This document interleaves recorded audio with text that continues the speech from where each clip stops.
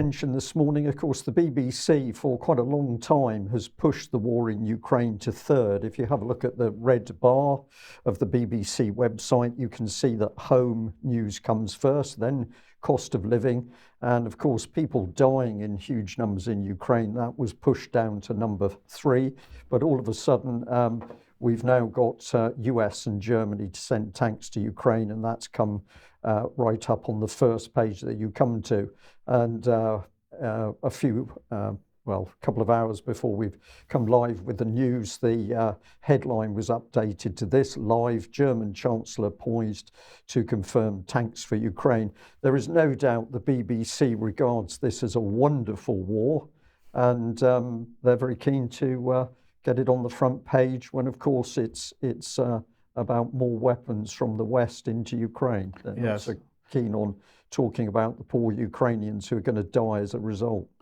So we get the opportunity to put this graphic back on screen one more time. The saga does continue. Hopefully this will be the last time. But anyway, the BBC, when Brian took the screenshot, Olaf Scholz hadn't quite made the statement yet. He has made it now. So let's have a look and see what he said. The goal is to quickly assemble 2 tank battalions with Leopard 2 tanks for Ukraine. In a first step, Germany will provide a company with 14 Leopard 2 A6 tanks from stocks of the Bundeswehr. Do you think it's a coincidence that he's providing 14? No, I think this is a very, very strong political statement that the Germans don't really want to do this. I believe there's a huge backlash actually under the surface in Germany, because it was Nazi German tank armies that killed millions of people in the Soviet Union. And I think there are many German people who do not want to do this. So parity with the UK numbers was sort of the minimum they could get away with. And I think this is a statement that they are not going to escalate it with more than 14 tanks. Right. So let's move on with what he said. Other European partners will hand over Leopard 2 tanks. The training of the Ukrainian crews should begin quickly in Germany. In addition to training, the package will also include logistics, ammunition, and maintenance of the systems. Now, Patrick was talking about this on Friday's program, Brian, about the fact that, of course, there's no possibility of training Ukrainians to maintain these tanks, either the British or the German tanks. Therefore, we're going to have to send British personnel, and the Germans or the Polish are going to have to send German and Polish personnel to maintain these tanks. That's NATO boots on the ground in Ukraine. Well, this is escalation. We are gradually, slowly but surely, we are being drawn into direct confrontation with the Russians. And this is what I think many people don't understand. A lot of the surveillance being done by NATO is being done remotely. But if you want to support these type of vehicles and have them fighting on the front lines, then you've got to have the fully qualified maintenance and backup teams. And where are you going to put those? They've got to go into Ukraine. So this is NATO boots on the ground in Ukraine coming up. Now, of course, as Brian said, lots of opposition to this in Germany, but not everywhere. Here is Katrin Göring-Eckardt, who is the Vice President of the Bundestag. The Leopards freed, and with an exclamation mark. Alex, very happy that the tanks are going. Oh, there are certainly Atlanticist people. Göring-Eckardt of the Greens is a well-known example, who are very keen on this. And at national level too, there are certain governments which are keen to be seen as hawks. I have a NATO source who tells me that Mr. Reznikov, the Ukrainian foreign minister, came very smugly, grinning from ear to ear, out of a secret conclave held in the margins of the Ramstein meeting on Friday. That's the 50 defense ministers meeting in a Ukraine support conclave, as you've reported on Friday. The Ramstein ministers had a hiving off, and some of the ministers, I don't know whether the German defense minister was among them, but I'm pretty sure they would have been, went into conclave in a secret session, and Reznikov came out beaming and saying to guilt trip the other defense ministers, "You can hear the leopards roaring in that room." So yes, there are some cheerleaders, and Göring-Eckardt is particularly interesting because her party background is supposed to be peacenik. And yet, as we've reported at state level as well with the coal digging in North Rhine-Westphalia, the Greens are now having to take decisions diametrically opposed to their manifesto commitments over the decades. Yes. Now, the United States so far hasn't made any formal notification that they're going to be doing the same, but they're expected to send 30 tanks is what is expected from the US. But is it going to end with tanks? Well, according to Colonel Yuri Inhat, from spokesperson for the Ukrainian Air Force, absolutely not. He's talking about aircraft, and the decisions have already been made about which types of aircraft and how many aircraft and support and so on. And he's saying the type of aircraft that will likely be provided to Ukraine and the corresponding terms of personnel training have already been determined.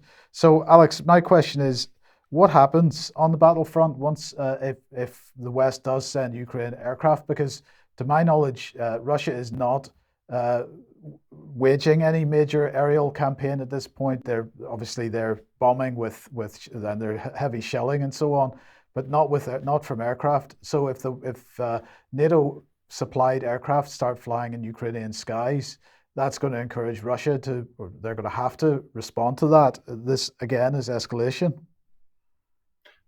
Definitely, and in my limited experience of this from being a sideline viewer of the strategic air and tactical air efforts, which were joint Royal Air Force, Army and Civilian at GCHQ and NSA, I was in awe of how seriously they took their job, and also in awe of just how committed the Russian airmen are to their mission, as was well acknowledged by the West. And so they're not going to take this lightly. They have, I think, even sort of enlightened laymen know this, spectacularly good air defense and radar coverage. They don't like their territory being infringed by a foot. They're not going to leave it lying. It has been a big debate, hasn't it, for the first year of this horrible war. Why aren't the Russians responding from the air? The dominant reason given back, other than not wanting World War III, is that it's thought on behalf of the Russians that they don't want to display their airframes and the capacities they have. But I think there will be many ground-based ways as well as air-based ways of responding to this escalation. And this is probably a good moment to insert as well what the other thing is that a NATO source told me from the last week, which is that the NATO Policy Planners Conference took place in Paris on the 17th and 18th of this month. Not much was said publicly about it. The press release will be in the show notes. Sweden and Finland were represented as supposedly imminent members, although Sweden may now be left behind after a Koran burning incident outside an embassy, leaving Gotland very exposed in the Baltic. But they discussed the medium-term policy challenges for Russia's war and the future of the transatlantic security order. They discussed internal instability and what they call threats to democracy arising from these international disorders. The source reports that there were chucklesome moments, such as when the defense ministers and policy planners discussed the possible alternative futures of Russia, the sudden disappearance of Putin, and apparently some participants said, well, what happens if there's a sudden disappearance of Zelensky? Why isn't that on the agenda? Quite telling. And another thing they considered was a highly isolated and aggressive Russia scenario and a domestic instability and political chaos in Russia scenario, including nuclear risks. The one thing that they didn't seem to be discussing there was what you raised, which is the overwhelming force of Russian air operating in its own airspace and just beyond to put paid to, I think, almost anything the West can put in the battlefield.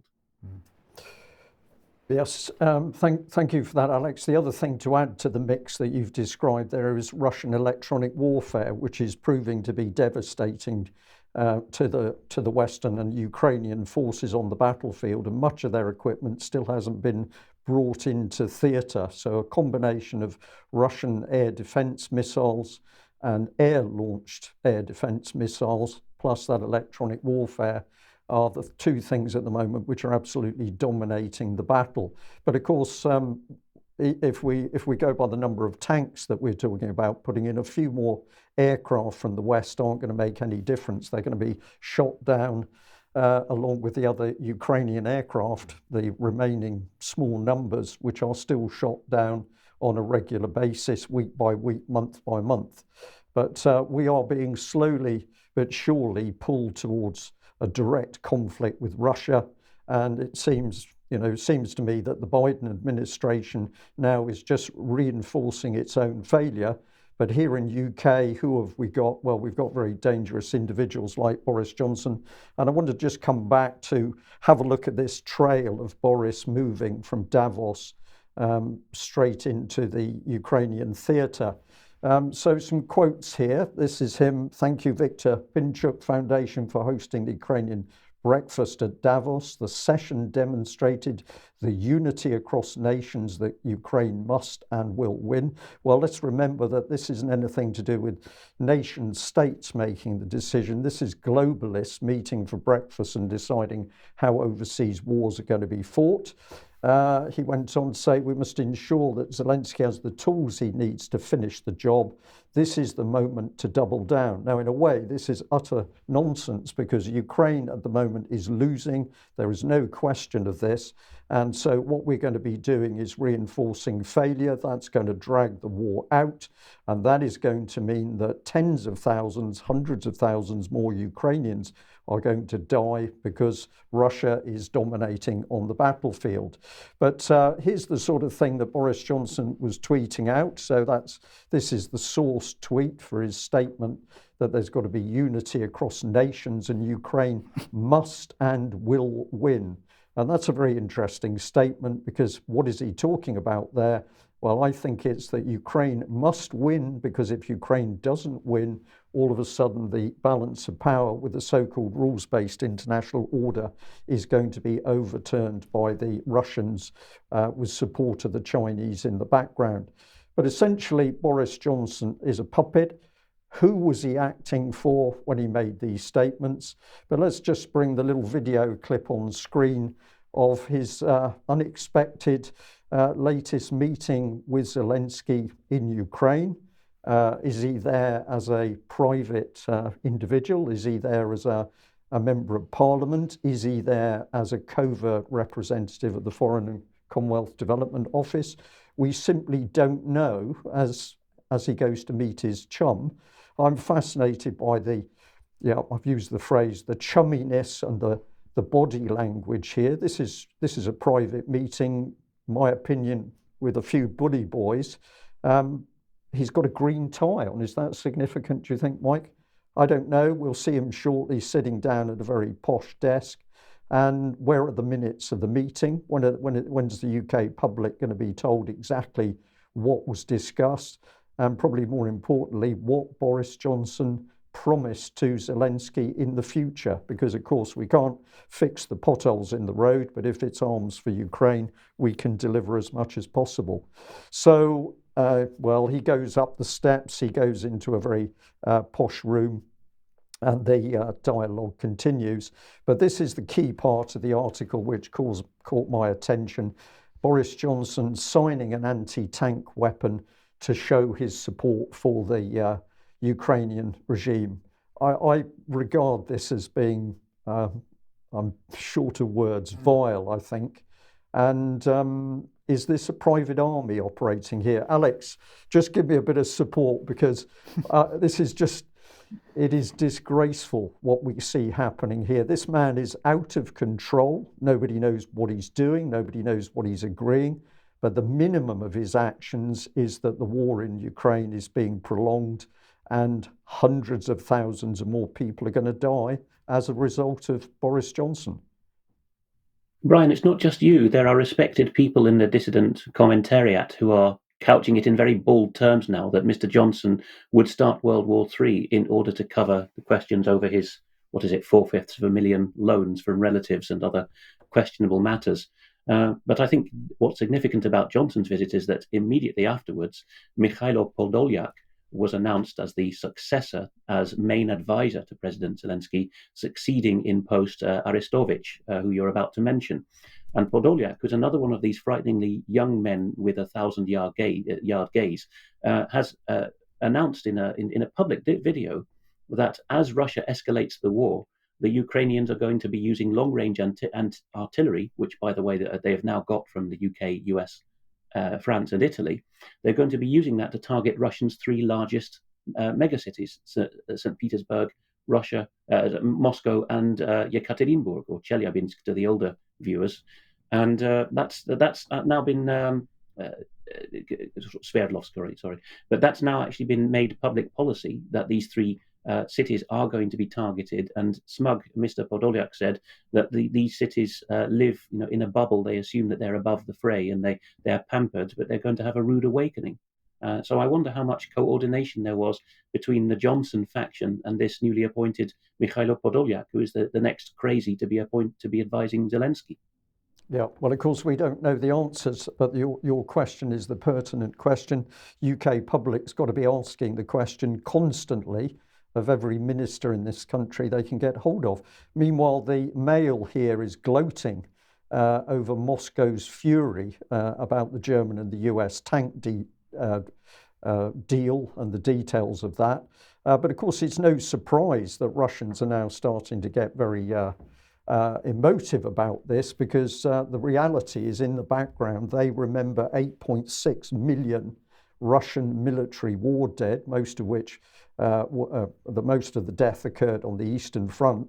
And of course, who were they fighting? Well, they were fighting Germans, and they were fighting German tank armies. So the sneer from the Daily Mail is truly disgusting here.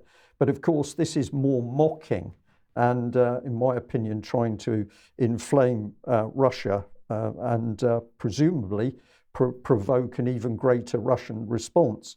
But we just remind audience that on the 18th of January, we were reporting about Arestovich, who'd made the wrong statements as far as Zelensky was concerned about a Russian missile strike. He came out and said, well, of course, it was Ukrainian air defense that deflected the missile and damaged the housing development and caused the Ukrainian civilian casualties. He had to leave post. But there are some other statements which are now being recorded on social media. Now, I can't say this statement is absolutely true. This is one of the statements circulating, but I believe from the sources that I've seen it's likely to be true. And it's a very interesting statement from Arestovich. If everyone thinks we are guaranteed to win the war, then it's very different. I think he means not guaranteed. But this sounds a very sensible statement. Could this be the reason that he was actually kicked out from the Zelensky team? And there's also been unconfirmed social media reports that he's actually crossed the front lines into Russian-held territory. Now, again, I can't prove this. I'm reporting it raw. There have been these statements, but if those statements are true, we are seeing some very, very interesting things happen within the Zelensky administration. What we can say is that, of course, he's been censored, so his Instagram page isn't operating properly anymore. So if you speak out in any way the truth or against the Zelensky government's war, you're going to disappear pretty quickly. Meanwhile, what have we got? Well, we've got a lot more hard recruiting of very young people to get them into the Ukrainian military and up to the front line. This is some film clip that has come from Odessa, and it's showing the way that these recruiting people are operating. This is another clip here with men operating in a shopping centre of some description, and you can see that they've got a relatively young man pinned against the shop front there, as obviously he's trying to be summoned into the Ukrainian military. But the reality of this is, with minimal training, and it doesn't matter whether that minimal training is in Ukraine or Germany or UK, the chances of these young people surviving at the front for more than a few days, that's the reality. They are going to die, and we are helping them die. This was posted over the last few days, and again, I'm giving it to our audience raw. Don't know whether you want to comment on this one, Alex, but basically the social media channel said that many of the summons that have been issued recently in the Kiev area had no legal force. Now, I don't know whether that's true or not, but clearly what we are seeing is the start of a backlash against the recruiting that's going on for ever younger people in Ukraine. Do you want to just comment on that one, Alex, or not? Simply just to say, in view of time, that when these screenshots circulate, the documents always appear genuine to me. What you just showed on screen is no exception. The Ukrainian seems to be saying to me what it is claimed as saying. It's usually Russian language sources that that then amplify it. And people shouldn't be skeptical simply because it's Russian or Russian language social media circulating these things. There is a lot of confusion as to who can do what. Even in peacetime in a country like Ukraine, you've got all kinds of layers and intersecting authorities competing against each other.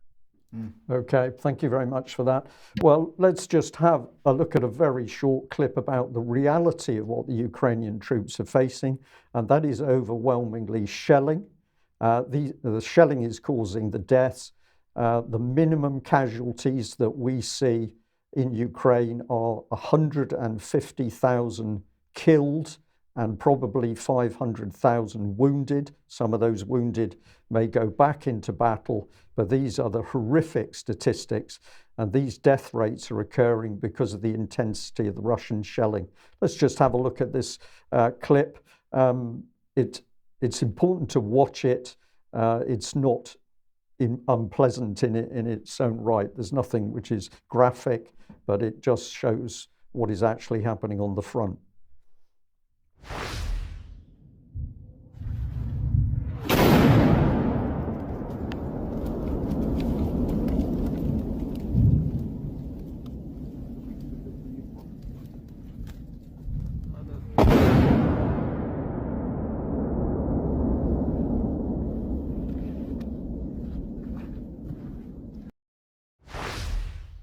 So a very short clip, but of course the reality is that men are enduring shelling for hours, days, weeks, months at a time. That is not only causing the death and injuries, but it's also certain to be causing mental injury to these men at the front. But of course, BBC, Western media does not want to admit that poorly trained Ukrainian troops are being slaughtered as a result of Western support and help. Now, Brian's just shown a little bit of video with what appeared to be forced conscription going on, and one ethnic group within Ukraine that's claiming that they're being disproportionately targeted for this is Hungarians, people that hold joint Ukrainian-Hungarian passports and ethnic Hungarians in Ukraine. So let's bring this on screen. Do a quick translation of it. The Transcarpathian Brigade may suffer huge losses. It's probably a poor translation. Alex can correct it maybe. But let's see what it says. Most Subcarpathian Hungarians can serve in the 120th Mountain Hunting Brigade, and it is precisely this unit that is deployed in the bloodiest battles. Their exact losses are not known, but a lot of people probably died in the Solidar meat grinder. Interesting turn of phrase there. Soldiers returning home from the front also reported to our newspaper about real hell on earth. According to our information, the Transcarpathian morgues are also full, and they are deliberately slowing down the release of victims. So what is being claimed here is that huge numbers of ethnic Hungarians dying in Ukraine, that the bodies are being taken to morgues where they're sitting. The morgues are full. They're not releasing the names in order to try to drip feed them out and imply that, suggest that there are fewer people being killed than there are. Now, Viktor Orban has commented on this. He's concerned about this targeting of Hungarians and so on. But let's look at a couple of other things that are going on within Ukraine at the moment. So Ukraine punishes Transcarpathian Hungarians again, according to Hungary Today. A new regulation is making everyday life more difficult for Hungarians in Transcarpathia. Hungarians with dual Ukrainian-Hungarian citizenship are no longer allowed to cross the Ukrainian border with a Hungarian passport. So they're allowed to come into the country with a Hungarian passport, but they're not allowed to leave on the same Hungarian passport. They've got to have Ukrainian paperwork, which some of them don't have, it seems. Here's another one from the same source. Ukraine's new minority law codifies injustice. The new law, they're quoting here, the new law interprets minority rights as the rights of persons belonging to minorities only, exercisable individually, depriving them, brackets their communities and organizations, of the possibility to exercise their political, education, and linguistic rights, and thus influencing their own destiny. And then finally, we've got this report here saying that in a joint statement, the Subcarpathian Hungarian Cultural Association and the Ukrainian Hungarian Democratic Association criticized this new law on the national communities of Ukraine. The law not only strengthens the legal restrictions previously codified in the Education and Language Act, but introduces new ones. and the quote here is, "It does not guarantee the preservation of compact nationality settlement areas nor the use of nationality symbols." So, Alex, in some cases, they are the voices representing Ukrainian, Hungarian, or Hungarians in Ukraine are even going as far as suggesting that there's ethnic cleansing going on. I don't know if you've got any thoughts on this or any awareness. It doesn't actually surprise me that the ethnic Hungarians, are making that claim, or the people back in their mother country in Hungary. They're not blameless themselves, the Magyars, the Hungarians, in expansionism and the drive for greater Hungary. But as with Slovakia, they do have justified claims that both of those Slavic nations have treated their citizens as subhumans for some while. In both world wars, the Hungarians often complained that they were being disproportionately put in the hardest fighting. For example, the occupation of Voronezh in southern Russia in the Second World War. I've been through that Transcarpathian area that's largely Hungarian, and even before the 2014 coup, there was a lot of tension in the air as they felt they weren't able to speak their language or teach their children their language or hold services in their language without molestation. It got a lot worse after the 2014 coup. Colonel Jack Bowe, in an article that's still on the homepage of our website, goes into detail on that. The High Commissioner on National Minorities at the OSCE has long made this point with specific reference to the Hungarians. They are the most, should we say, eloquent of the national minorities. They've got a big daddy state backing them. But I'm afraid Orban, so by that token, we probably know more about what's happening to them than we do about other ethnic minorities like the Romanians and the Ruthenians. But Orban is increasingly isolated. His political affiliates, and certainly the oppositionists and conservatives who used to be in his coalition, have fallen away now and are starting to give interviews to Western and Ukrainian media saying Orban must change his mind and come down hard against the Russians in this war. But I am told that Hungary is about to drop its objection to the seventh tranche of EU military aid, which is going to be coming up in the Foreign Affairs Committee, if my memory serves, of the Council of the EU. So you can't rely on Hungary to have the strength and unity to keep following through on this. But I'm afraid it doesn't surprise me, and there is quite a lot of potential for Hungarians to be disappeared and to make up the ranks of the sacrificial lambs. Certainly, that there's historical precedent for that. Yeah. Okay. Let's move on to Macron then. Yes, a French viewer has spotted this, and so we'll bring that email up on screen. Macron has just nationalized SNPE, which is the explosives and propellants conglomerate. It used to belong to a French state-owned company called GIAT, which was itself a shareholder of Nexter, a Franco-German affair. The French viewer says that I believe this nationalization is a way of putting the state on the hook for forthcoming huge debts, which will be racked up while France massively provides Ukraine with ammunition, including, as we see, long-range ammunition now. Of course, says the alert French viewer, Ukraine won't pay, and this can't be accepted on the balance sheets of the Franco-German public-private partnership Nexter, which is made up of GIAT and the German partner Krauss-Maffei. That would put Nexter in jeopardy, and of course we can't have the Franco-German manufacturing base jeopardized. So Urenco News reports in French on this. That will be on the show notes for those who read French.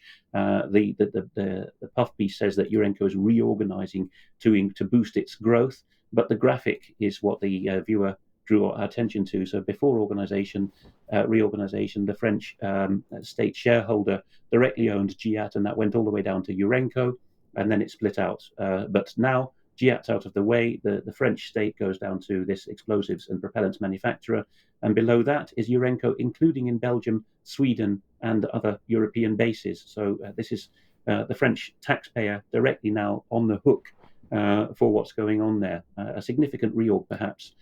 We also have a rather laughable piece from the Council on Foreign Relations House journal, Foreign Affairs, which I know is doing the rounds among European policymakers to prove that the sanctions on Russia are supposedly working, just to draw attention to these three utterly hypocritical points that are made as to why the Russian economy is supposedly being defeated by these measures.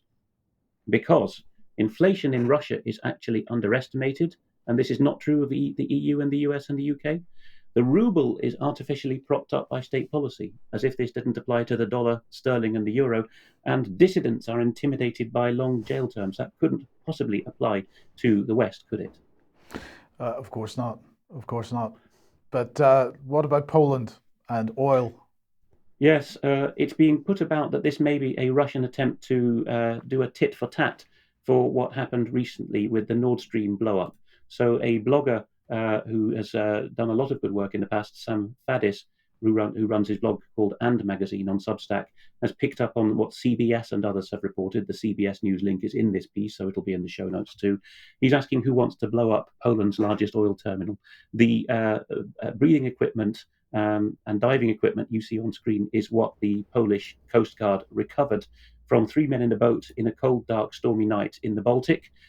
When apprehended, they were suffering difficulty, as I say, in the storm. They said, "Sirs, we are 3 Spanish gentlemen diving for amber in a pitch dark winter night."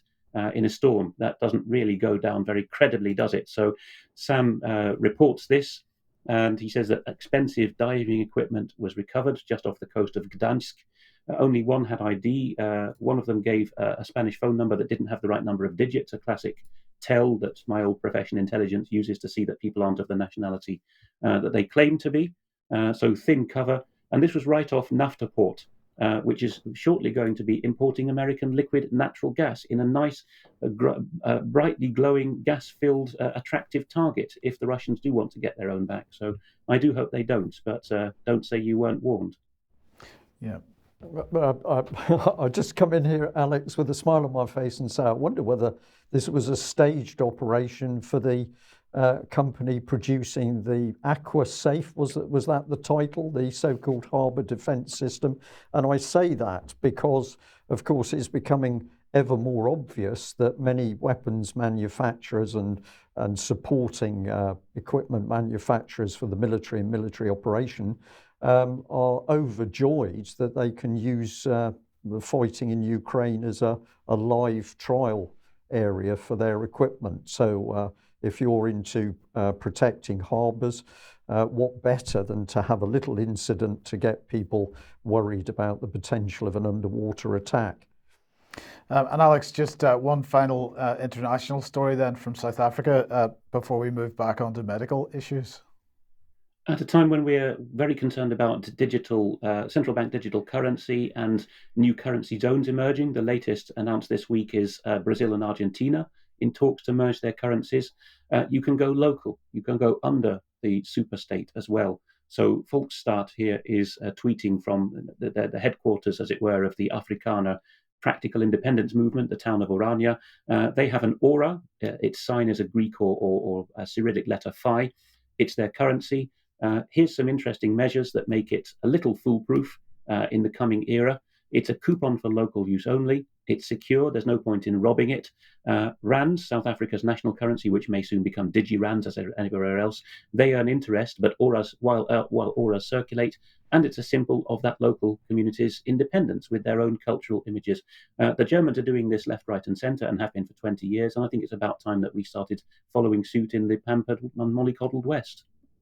Okay, thank you for that. Now, if you like what the UK column does, you would like to support us, please head over to community.ukcolumn.org. There are options to help us out there, or you could pick something up at the UK column shop. But as usual, please do share what you see on the various platforms. And Alex, one announcement.